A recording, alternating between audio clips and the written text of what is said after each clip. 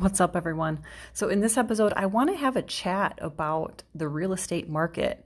If you haven't been paying attention, there is a shift that's been going on, which in a lot of markets, including the market that I'm in, it's not necessarily a discernible shift, but it at least is an indication that things are changing in the real estate market in regards to the MLS. So, I thought we'd have a quick chat about that, why it's possibly being created, and where it's going to go from here in the next couple months.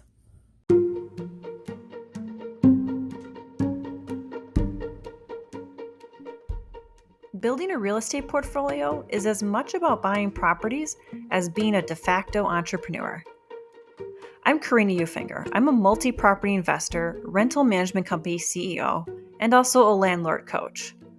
I'm going to show you the systems and knowledge you need to thrive as a real estate entrepreneur. From your first property purchase to building a portfolio of passive income where you work less than 5 hours a week, you'll learn the essential information and skills to build a profitable portfolio and live the life you truly want. Whether you're well on your journey or just starting out, you're in the right place. Welcome to the Landlord Chick podcast.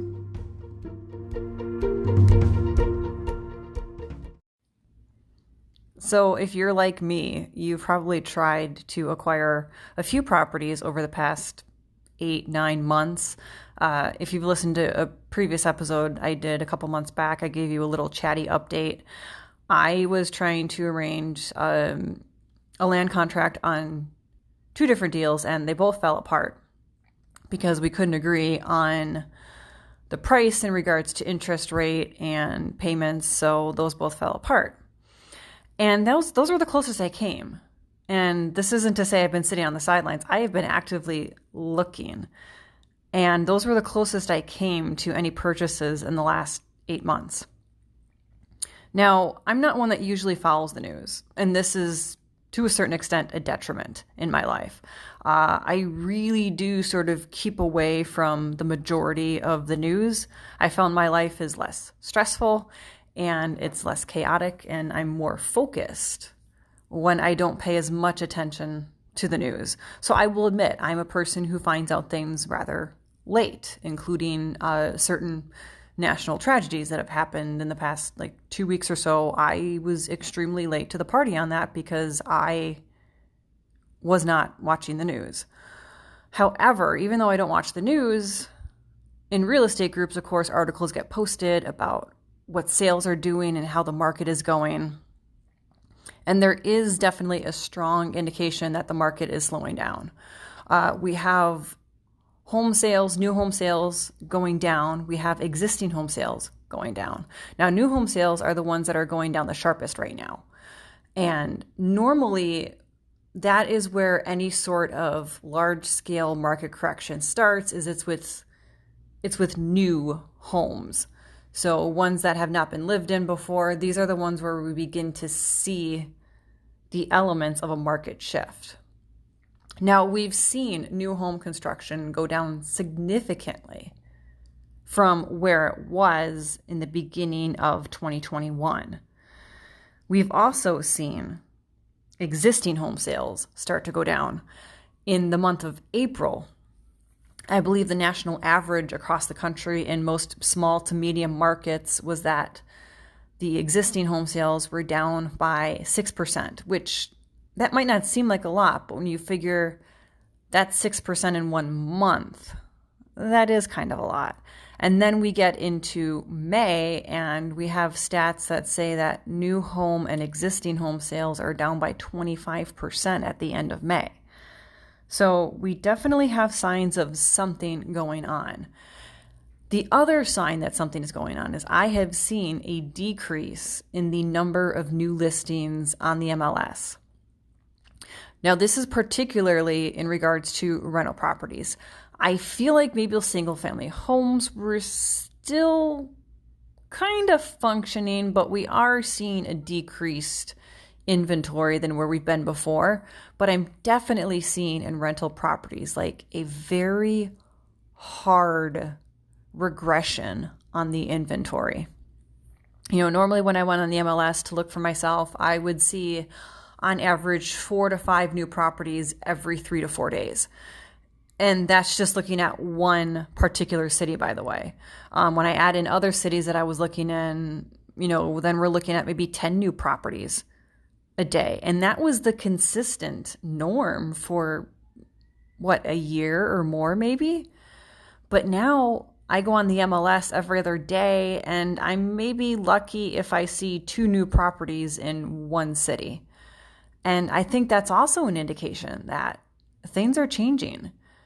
Now, I said we talk about why this might be happening and what this means down the long run.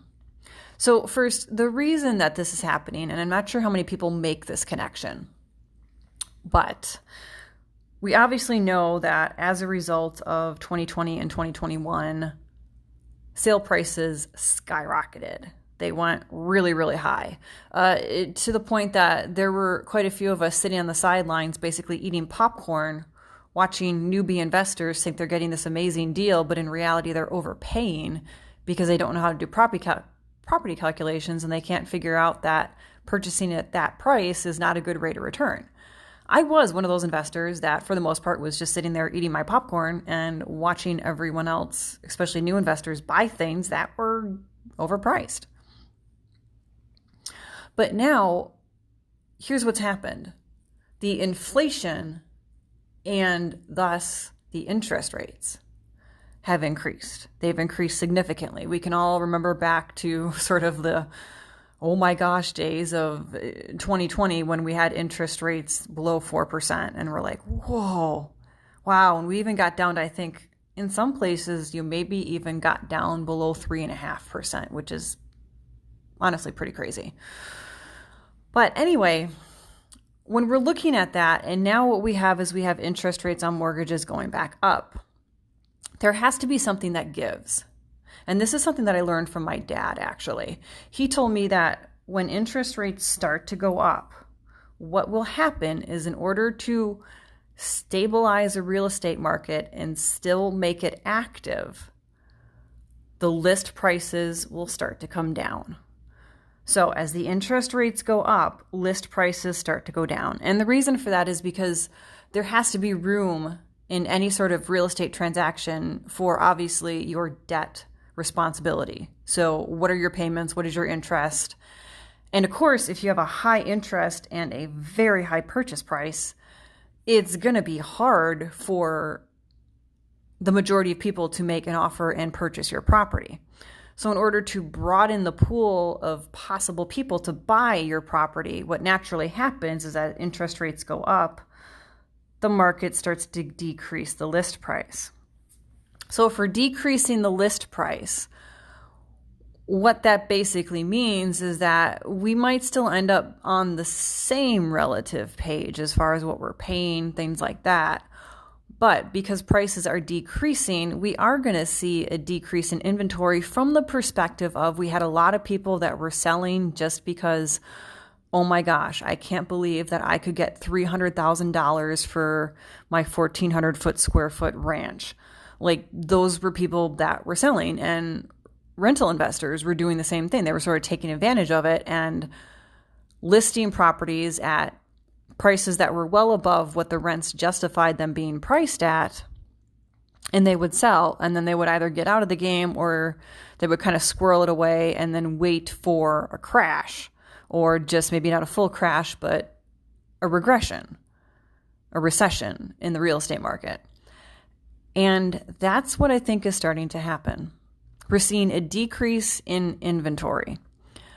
We're seeing a decrease in inventory because people know, okay, sort of the fast times on the real estate market are going bye-bye because interest rates are getting high, which means all those people that were selling for the sake of selling at an insanely high price, there's no advantage to them putting their property on the market anymore. So we're going to start to see a decrease in inventory. We're also going to start to see a decrease in sale prices, list prices, and that is in regards to the interest rates going higher. So interest rates right now are honestly fairly high. I'm not an economist. I don't even pretend to be one. I took one economics class in college. And I think I don't even know if it was micro or macro. Like, that's how little I honestly retained of that course that I can even tell you which one it was. But I am not an economist, so I'm not going to tell you that interest rates are going to continue to go up or they're going to stabilize or anything like that. Like, that is so way above my pay grade that I shouldn't even be like uttering any sentences in regards to it. But what I do know is that if interest rates continue to go up, prices will continue to go down. Now, the flip side of this, or maybe not the flip side, but the inadvertent outcome of this is there's going to be people who are already over leveraged when it comes to what their property is worth. And here's a good example of this. There was a property on the market that I was looking at purchasing, but I didn't get anywhere near as far as I did with the other two. But I toured it, I looked at it, I was kind of semi-interested, but I'm like, gosh, you know what, that price just can't justify it with the rents. Well, it did end up selling, and it ended up selling at exactly the list price. Fast forward now about 6 months later, that property is back on the market. It's at the same exact price that the previous person bought it for, and there's no interest. There's zero interest. I had a conversation with the listing agent because I was curious. I said, what's the traffic been like on this? And because I had seen it previously, she was very honest. And she said, there hasn't been any traffic. Like, I've had 1 or 2 showings maybe a week, and this thing's already been back on the market for 8 weeks. And she says the overwhelming feedback that I get from other realtors or even people without realtors that contact me about it is that it's overpriced. Now, the reason it's at that price is because this person is getting out fairly quickly.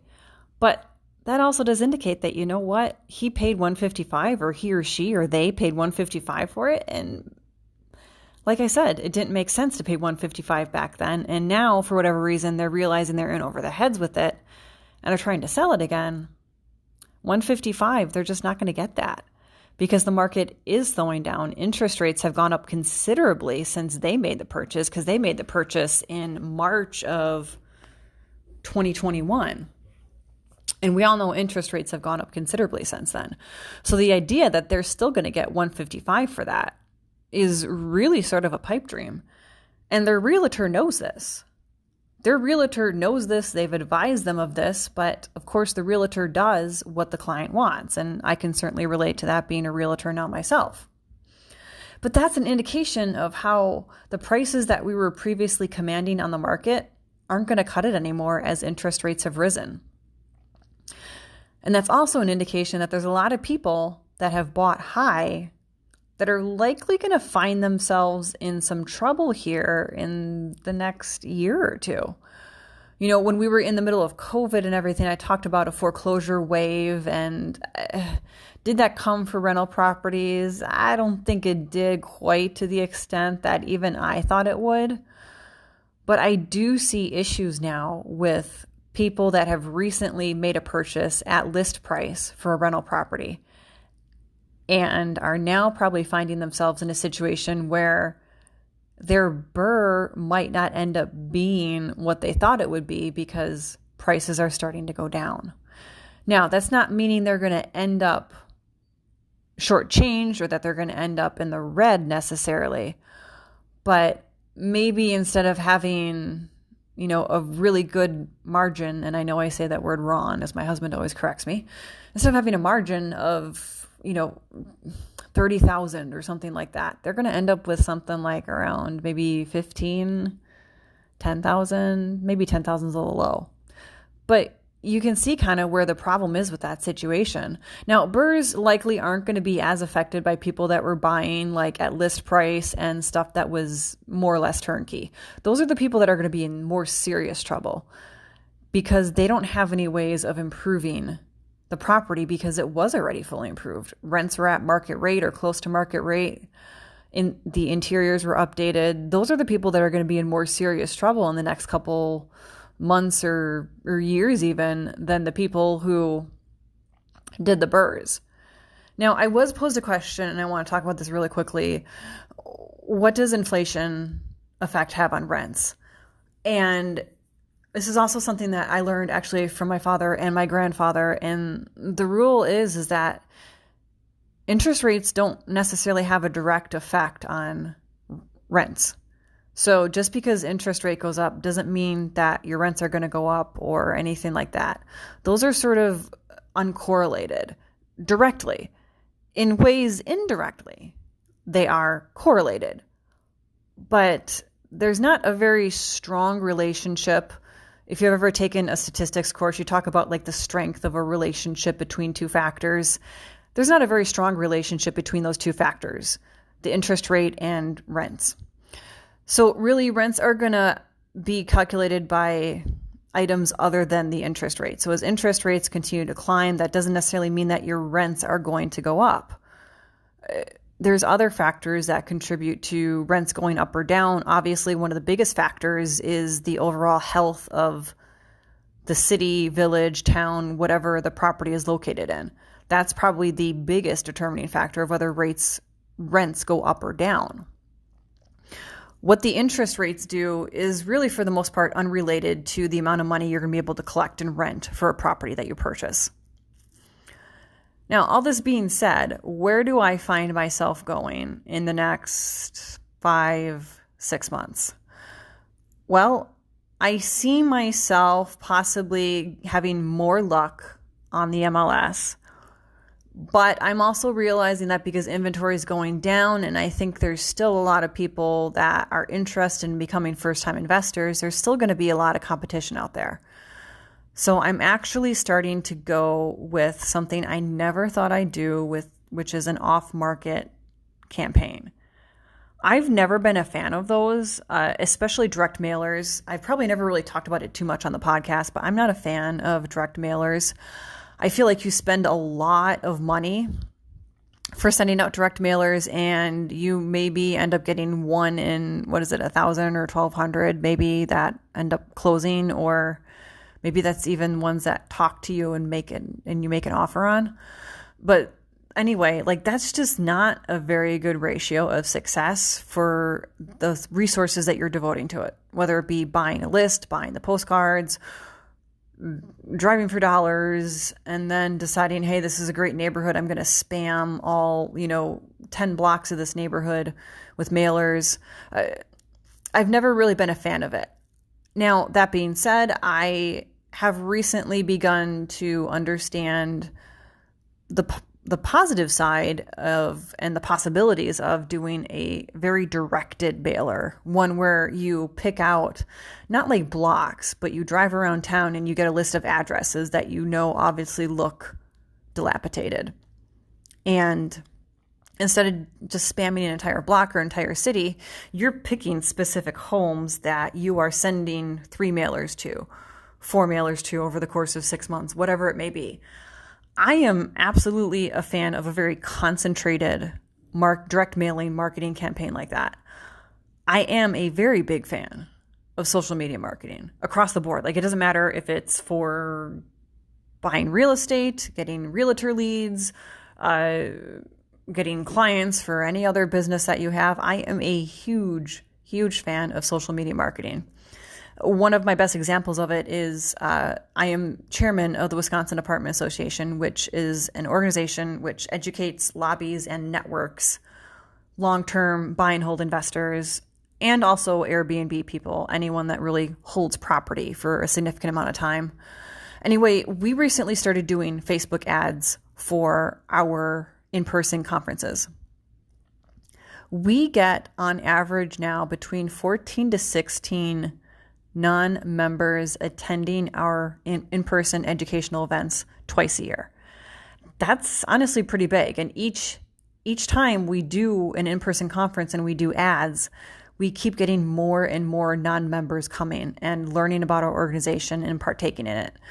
So there's something to be said about the success of social media marketing if you know how to do it properly, which I've done quite a few boot camps on social media marketing. I'm not going to sit here and pretend that it's easy. It's not. You definitely have to know what you're doing, the ins and outs of creating your target audience, things like that. But I am a huge fan of social media ads because of the bang you get for your buck. How far does $85 get you on a mailer. But yet $85 on social media, if it's concentrated specifically on Facebook, it can get you in front of, tens of thousands of people. You can't do that with $85 in a direct mailer. So I'm a huge fan of social media marketing. So I feel like my direction is going to be still the MLS. I'm not going to wipe my hands of it, because here's the thing. You can always find deals on the MLS. It's just a matter of being proactive and going through negotiations. So I'm still going to pay attention to the MLS, but I am going to do some off-market marketing. And it seems weird for me to say that, because I never thought I would see a day that I would do that. But alas, the day has arrived. So that's what my strategy is looking like with this market. I know it's slowing down. Inventory is going down. Prices are going down. It's going to be more of a not quite normal market. We're still going to be a little bit on the cutthroat side, but it's really not going to be anywhere near as cutthroat as it has been the past 2 years. All right, guys, I hope you liked this little chatty update about where the real estate market is going and what sort of happened and why we're in this position now. Next week, we're going to sort of go back to regularly scheduled programming. We're going to talk about fair housing. We're going to have a little discussion about fair housing and applicants. So anyway, have a great day, guys.